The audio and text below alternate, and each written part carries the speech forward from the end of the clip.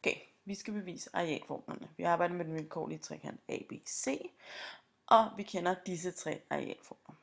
Vi skal bevise den øverste af dem, en halv gange a gange b gange sinus af c. Alle de her formler arbejder med to sider og sinus til den mellemliggende vinkel. For at lave beviset, så skal vi huske nogle ting, vi allerede kender. For det første skal vi huske den her formel, en halv højde gange grundlinje, den formel, vi kender fra folkeskolen til at bevise arealer, eller til at beregne arealer. Derudover så skal vi også huske, at vi for retvinklede trekanter ved, at vi kan tage sinus til en vinkel ved at tage den helliggende katete og dele med hypotenusen. Som sagt, vi vil gerne bevise den øverste arealformel, halv a gange b gange sinus til c. Vi kigger så på vores trekant, ABC. Vi vil jo gerne have fat i den arealformel, vi allerede kender, en halv højde gange grundlinje. Det vil sige, at vi har brug for at kende en højde og en grundlinje. Eller finde en.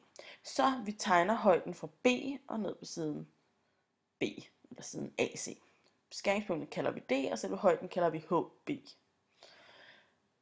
Det vil sige, at siden B altså bliver vores grundlinje, som der også står her. Så er problemet selvfølgelig, at vi jo kun kender vinklerne ABC, og vi kender siderne ABC. Det vil sige, at den her højde, den ved vi ikke rigtig noget. Så vi skal prøve at skrive noget andet i stedet for den. Vi skal omskrive vores formler. Vi kigger så på den her trekant her. BCD.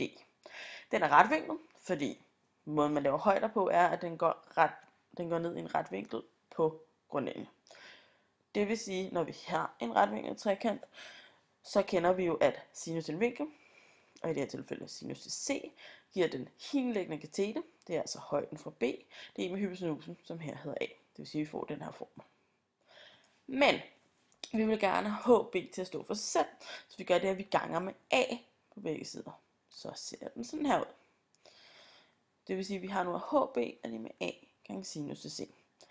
Hvis vi kigger tilbage på vores store trekant, der sluttede vi med en halv gange højden for B gange siden B. Vi har nu fundet en måde at beskrive højden for B på. Det sætter vi ind, så får vi, at arealet kan regnes som en halv gange A gange sinus til C. Det var jo det der A gange sinus til C, det var det, vi havde fundet for udtryk, vi havde fundet for højden, så ganger med B. Nu er det sådan, at når vi ganger tal sammen, eller bogstaver i det her tilfælde sammen, så er faktorernes orden ligegyldigt. Og sige 3 gange 7 eller 7 gange 3 giver det samme. Det vil sige, at det her er altså præcis det samme som en halv gange A gange B gange sinus C, og det var lige præcis det, vi gerne ville bevise. Nu har vi altså bevist den første arealformel. De to andre formler, de bevises så med samme metode, men med andre højder. For eksempel, hvis man tegner højden fra C, så vil man kunne få noget med B. Så det var altså beviset for arealformlerne.